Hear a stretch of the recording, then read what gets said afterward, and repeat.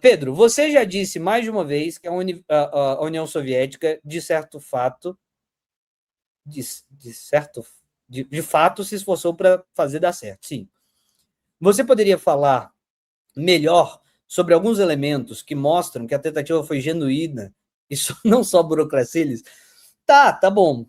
Veja, o projeto inicial ele envolvia a administração das fábricas pelas próprias pessoas que estavam na fábrica, né? O projeto era esse mesmo, né? Então você tinha conselhos e esses conselhos deveriam administrar mesmo as fábricas. Só que a União Soviética, a anterior, nem era a União Soviética ainda, a Rússia pós-revolucionária, ela entrou em guerra, né? Ela entrou em guerra civil para derrotar os brancos apoiados por vários países, várias potências que eram muito mais fortes que a própria Rússia, né? A guerra acaba, a Primeira Guerra Mundial acaba, e aí há um esforço de guerra auxiliado pelo Japão, que é muito importante, o auxílio do Japão.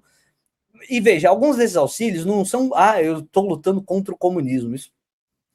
Eu diria, inclusive, que a maioria não era por isso. Eu diria, inclusive, que a maioria que não era por isso. Mas alguns desses auxílios eram feitos. O Japão, claro, né, é uma questão geopolítica, mesmo da posição geográfica onde está o Japão, o enfrentamento que ele poderia ter com a Rússia, e etc. E tal. Esse esforço de guerra faz esse grupo que está no poder, os bolcheviques, criar, inclusive, um terminho para isso. Agora não é o momento de a gente salvar o planeta, agora é o momento de comunismo de guerra. E aí, nesse sentido, o próprio projeto de comunismo de guerra já é um projeto hiperburocratizado. Então, o objetivo... Ninguém fez comunismo de guerra porque queria. Fez comunismo de guerra porque estava em guerra, certo? Então, o processo de burocratização, ele já inicia porque, para lutar guerra, não tem como lutar guerra sem cadeia de comando, sem estrutura bem articulada e etc. Acho, inclusive, né? Inclusive usam isso para zoar Trotsky, que eu acho muito engraçado. Fala assim, poxa, mas o Trotsky disse que era para transformar o Trotsky era super autoritário porque ele disse que os sindicatos eram para ter uma estrutura militarizada. Então, adoram falar que o Trotsky era o anti-burocracia, mas ele dizia que era para burocratizar, inclusive, os sindicatos. Olha, essa altura do campeonato, eu tenho dúvida que Trotsky estaria errado, tá? Eu tenho dúvida, viu? Eu tenho dúvida. Se o ideal durante o comunismo de guerra não fosse burocratizar, se é isso que dizem, a estrutura dos sindicatos. Em guerra, o pessoal trata a guerra como se fosse um passeio no parque. Eu acho muito engraçado isso. Acho muito engraçado mesmo. Assim, a galera vive no algodão doce mesmo, né? Como se fosse uma crítica razoável. Enfim. Mas, então, o processo de burocratização veio em função da guerra. A guerra exige um processo de burocratização. Quando termina a guerra, né, e a União Soviética vai emergir daí, dessa guerra, totalmente dilacerada, numa guerra civil com auxílio externo impactante pra caralho, morrem milhões de seres humanos, né, os números são bem assustadores e tal. A economia está no caralho. E aí Lenin fala, olha, para a gente rearticular isso, a gente precisa abrir para estruturas de mercado, sobretudo no campo, tá? Os pequenos camponeses, os médios camponeses, eles têm que poder produzir para vender e comprar mercadoria para a gente rearticular a economia nacional. O nome disso é nova política econômica, né? A base da nova política econômica, por um período curto, esse era o objetivo, reabrir ou abrir especialmente os mercados na produção de campo. Esse era o núcleo da nova política econômica.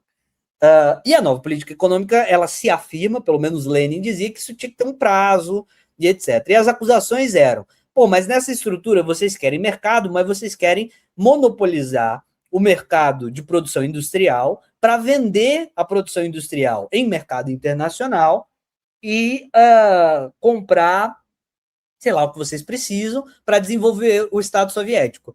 E Lenin responde essas pessoas. As pessoas dizem isso e Lenin era mais ou menos como eu, não vai ficar sem resposta, não. Você fale a merda que você quiser, você vai ouvir resposta. E Lenin diz, vocês estão dizendo que a gente está montando capitalismo de Estado? Antes fosse. Antes a gente estivesse no capitalismo de Estado, mas a gente não está nem perto disso.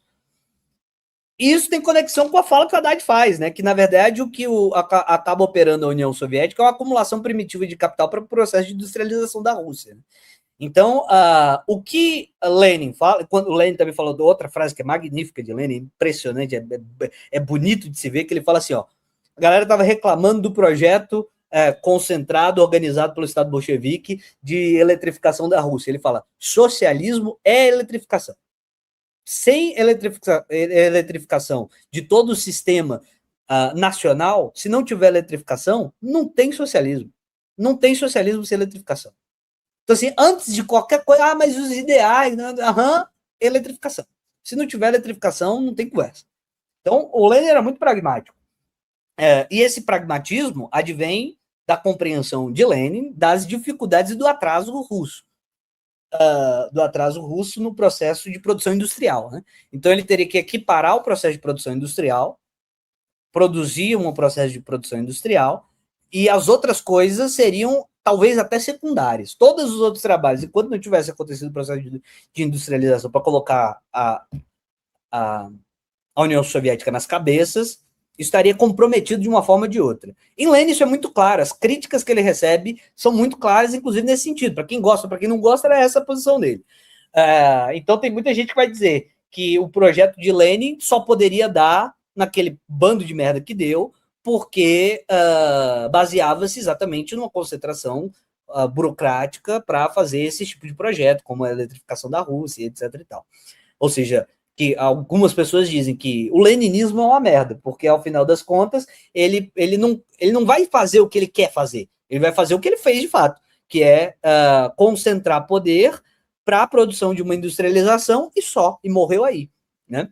Quem critica o leninismo, quando eu digo leninismo, é leninismo de verdade, né? As teses de Lenin, a posição de Lenin e tal, não o leninismo para criticar Stalin. Quem critica Lenin por isso, que vai dizer assim, bom, muito legal que ele queria fazer outra coisa, mas o resultado é esse, você concentrou poder, estruturou um Estado que consegue muito rapidamente produzir uma industrialização, e era isso que tinha, era o limite do projeto. Não ia chegar em outra coisa, porque não tem como chegar em outra coisa. Quem critica o leninismo critica nesses termos. É um conjunto de intelectuais que organiza a classe trabalhadora, toma o poder com base nela e organiza o Estado industrial. E é isso, e não vai para além disso. E aí essa crítica é importante, essa crítica que fazem ela é importante, porque essa crítica também cabe à China atual, né? Que a China atual ela vem de uma revolução de base social, apoio social é camponês, mas quem constrói, de novo, é um conjunto de intelectuais organizados que se estabelecem no poder, e esses intelectuais, a uma hora ou outra, vai ter uma galera que vai dizer, não aquele projeto não dá para fazer. Aquele projeto não dá para fazer. Aí recua do projeto, que foi o que aconteceu com Mao, primeiro. Mao é o primeiro, isso não pode ser esquecido nunca na Terra, ainda mais se tem gente falando merda sobre o ateísmo, é importante lembrar que Mao não é a porra de um símbolo perfeito para colar aqui nas costas e ficar sugerindo que o cara é a encarnação do proletariado, que nunca foi. Ele era um intelectual pequeno burguês que se embrenha numa luta militar e vence a disputa. Ao vencer, no final, quando ele começa a ter intriga com a União Soviética, ele vira para o lado dos Estados Unidos. E, portanto, começa a abrir as relações geopolíticas com os Estados Unidos, que vão culminar na abertura econômica feita no seu sucessor, que é o Deng Xiaoping.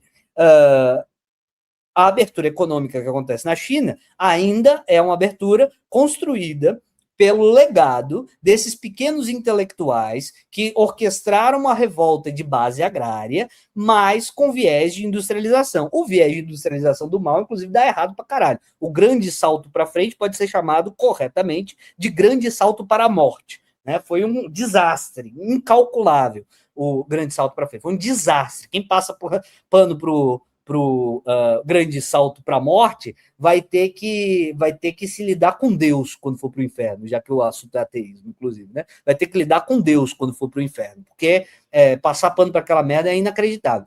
Então, assim, deu errado por motivos de que a vida é mais difícil do que parecia ao pequeno intelectual suburbano, né? Mais difícil você controlar a produção do que parecia. Esse controle mal executado gerou uma fome do caralho. E aí depois teve essa outra opção, né? Depois do grande salto para frente, vem essa outra opção, que é a abertura de mercado, mas a abertura de mercado controlada por esses intelectuais do Partido Comunista e etc. Isso é executado de uma forma brilhante. A abertura para o capitalismo que é feita pelo Deng Xiaoping e a partir de Mao Zedong, mas em Deng Xiaoping é que o grande movimento acontece, ela é controlada de maneira que não é uma abertura qualquer, é uma abertura aonde eu quero, com um projeto específico, com idealizações de planos quinquenais, que esse é o grande acerto de Stalin, é esse, viu? O grande acerto de Stalin é a ideia de que tem que haver um projeto periódico de ação e revisão, ação e revisão. Eu não digo nem que os planos quinquenais de Stalin são bons ou são perfeitos, porque foi a primeira vez que se tentou. Então tem muito erro nos projetos quinquenais de Stalin, mas a ideia de vamos começar a fazer de maneira científica, a gente faz, testa, vê o erro. Faz, testa, vê o erro. Tá? Então esse é o grande acerto de Stalin, tanto que ele é, em certa medida, simplesmente imitado pela Alemanha nazista, tá? Que são os planos quadrienais ou quadrienais de Hitler. Né? A ideia de você ter um projeto de Estado que você vai revisando na medida do teste e erro, isso aí é o grande acerto da história de Stalin, é o grande acerto. Bom, isso é trazido para o sistema chinês, e o sistema chinês é uma grande burocracia herdeira que lega a revolução, que governa sozinha, né? Tem outros partidos lá, mas não tem alternância, não tem executivo dos outros partidos, ninguém está achando que vai ter, ninguém esconde, não é mentira, o partido não está mentindo para as outras pessoas, quem governa é a gente. Se você quiser participar do governo de outra visão, vindo de outro lugar, tudo bem, mas quem manda é a gente. A gente é que controla o executivo. Não tem mentira nisso e não é cínico. Tá? Então você tem um controle contínuo do executivo por uma organização apenas. Essa organização apenas, que controla o executivo desde 50, ela vem projetando como fazer o ingresso no sistema capitalista de maneira controlada, de maneira planejada. Então, digamos, você tem um capitalismo em sua maior essência, se a gente considerar essência no sentido dialético, né? A essência se desenvolve no tempo, a essência não vem pretérita. Né? A própria essência do capitalismo é que a competição gere a concentração. No final das contas, você tem uma produção maior, mais eficiente, ela vai engolindo os adversários, vai ganhando escala, e quando ganha escala, tem um ponto de corte que a competição nunca mais alcançará ela. Né? Então, a própria essência do capitalismo é a concentração da produção. É a concentração da produção. E, portanto, digamos que a China faz as vias de continuar esse projeto. Já que concentra mesmo, e quando concentra, as empresas que concentram são mais eficientes, vamos ter o Estado controlando essas estruturas de concentração mais eficientes, sobretudo infraestrutura, né? Fazer prédio, vai fazer via, vai fazer estrada, quem faz é o Estado chinês através de suas empresas que se concentram na mão do Estado. Então, digamos, o socialismo chinês, se assim quiserem chamar, é o capitalismo em sua essência dialética, né? Deixando o tempo passar, o tempo expõe que há concentração, e que concentração é eficiente. Então, vamos fazer com que o Estado controle essa estrutura que concentra. E assim o capitalismo será mais eficiente. Então, para você ter a sua pequena empresinha de vender sorvete, sua pequena empresinha de vender sorvete vai ser mais eficiente dentro do capitalismo, na medida em que o Estado capitalista consiga construir boas vias, boas hidrovias, bons navios e boas relações comerciais globais. Na medida que seu Estado faz isso, seu sorvete individual capitalista vende melhor. Certo? Então, há uma correlação entre Estado e capitalismo, onde o Estado, e disse Engels isso, ele vai absorvendo as infraestruturas. O Engels disse isso. Então, digamos que o socialismo chinês é o capitalismo no seu ápice. É o capitalismo mais desenvolvido possível, é o capitalismo chinês, que ele concentra de maneira explícita, declarada e sem nenhuma vergonha a estrutura de produção nacional nas mãos de um Estado que coordena a produção da infraestrutura, para que debaixo da infraestrutura, ou melhor dizendo, sobre a infraestrutura, rode mais liso o capitalismo, certo? A produção individual para mercado, com trabalho, assalariado, etc. Isso roda mais liso na medida que a infraestrutura está concentrada e planejada. Estaria por aí, né?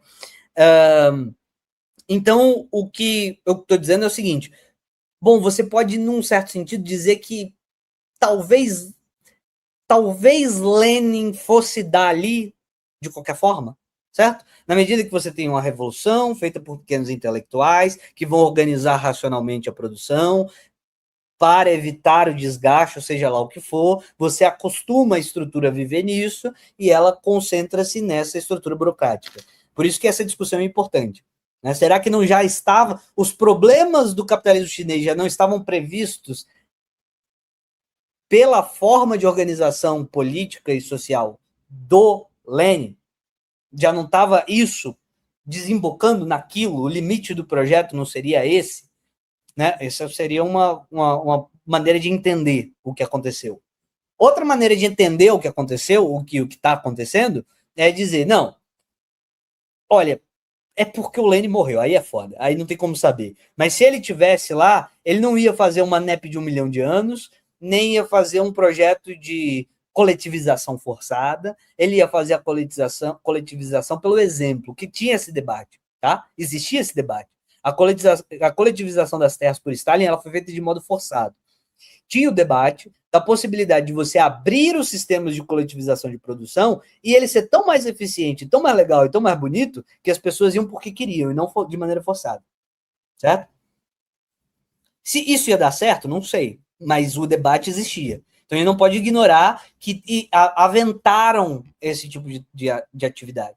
Ao invés de fazer coletivização forçada, regulada pelos administradores do Estado bolchevique, ao invés de fazer assim, você criava a base da produção e ela ia ser tão mais eficiente, tão mais interessante, que as pessoas iam tentar, se elas tivessem um pequeno pedaço de terra produzindo, sei lá, 100 alqueires de arroz, com o passar do tempo, elas iam perceber que o outro modelo é tão mais eficiente, tão mais interessante, que elas iam abandonar, elas não iam conseguir nem competir, tamanha eficiência do outro. Né? Então ela ia tentar vender no mercado, não ia ter como vender e comprar no mercado, porque o outro está sendo eficiente, suprindo essa demanda. Então ia morrer naturalmente, a pessoa ia abandonar porque ela não ia conseguir sustentar o negócio dela. Os debates haviam nesse sentido, de que era possível fazer dessa forma. Se era ou se não era mesmo, eu não sou economista para saber se era ou se não era mesmo. Mas que os debates existiam, que essa era uma possibilidade aventada de forma real, essa era uma possibilidade aventada de forma real. Fazer a coletivização da produção e convidar as pessoas para participarem, e na medida em que fosse eficiente esse método, o mercado ia parar de fazer sentido, ele ia perder mesmo numa disputa de mercado. Na medida que você está produzindo e concerne a demanda necessária, a produção do mercado privado não ia fazer sentido, você não ia ter para quem vender, e aí você ia ter que desistir daquele projeto e você ia ter que ingressar por causa da eficiência do outro sistema. Se isso é possível ou não, eu não sei, mas seria muito legal se acontecesse. E o fato é que tinha gente discutindo isso. Isso é importante. Tá? E não é invenção posterior, não sou eu que estou dizendo, não fui eu que inventei a discussão. Essa discussão existia na formação inicial da União Soviética. E isso eu estou falando só da produção do campo, né? Só da produção do campo. Sobre produção industrial, é mais difícil. Sobre produção industrial, é mais difícil. Mesmo em Marx, mesmo em Marx, já estava colocada a questão da posse dos meios de produção através de um Estado que posteriormente se dissolveria, né? Mas então é como se a gente estivesse dizendo assim, ó, dá para fazer outros métodos de transformação em algumas áreas, mas quando você está falando de produção de petróleo, tem que ser do Estado centralizado. Pelo menos durante o primeiro momento, tem que ser. Produção de petróleo, não. Produção de petróleo tem que ser Estado centralizado. Mesmo. Burocraticamente articulado. Com decisões vindo do topo e etc. Tem que ter. Porque você vai ter que fazer relações interestaduais, você precisa dessa concentração. Não tem como fazer diferente, tá? Não tem como fazer diferente. Para sustentar um Estado burocrático, ele tem que ter alguma coisa na qual ele se sustenta, né? Um Estado operário ele precisaria se sustentar em alguma produção que ele tenha regulação para garantir o desenvolvimento social de qualquer outra forma produtiva. Aliás, vocês viram que o PT está querendo recuperar a BR distribuidora, né? É uma ótima oportunidade para voltar a isso. A recuperação da BR distribuidora seria um bom momento para fazer isso. A gente tá muito fodido, velho. O mundo todo tá muito fodido. Começaram a atacar os negócios de gás, o maior negócio de gás do mundo, o maior negócio de gás do planeta, no Irã, foi atacado, que é uma parceria do Irã e do Catar. Aí o Irã falou, então vou explodir essa porra toda. Puta merda, tá atacando outras coisas de produção de combustível. Gente, aí é materialismo zero, é 1.0. É tipo assim, é a energia, né? É a energia para a produção de qualquer merda, né? Qualquer merda. O gás e o petróleo é a energia para a produção de qualquer merda. A gente tem uma possibilidade real em cima da mesa de acontecer o mesmo choque de petróleo de 70, que derrubou a ditadura militar aqui no Brasil, que derrubou a ditadura militar na Argentina, que inseriu o neoliberalismo na Inglaterra, no Chile e nos Estados Unidos da América. A gente pode receber no planeta o mesmo impacto, a depender de como a coisa escalar, que aconteceu na década de 70. Olha, isso é abrir uma janela para a gente poder se fuder muito e para acontecer qualquer tipo de coisa, que pode ser positiva ou negativa. Mas se acontecer um choque de petróleo da dimensão de 70, tipo assim, alea iacta est, né? Alea iacta est. Alea iacta est, né? A sorte tá lançada pra caralho. Se der um choque de petróleo no planeta Terra todo, se der um choque de petróleo no planeta Terra todo, assim, sabe Deus pra onde a gente vai.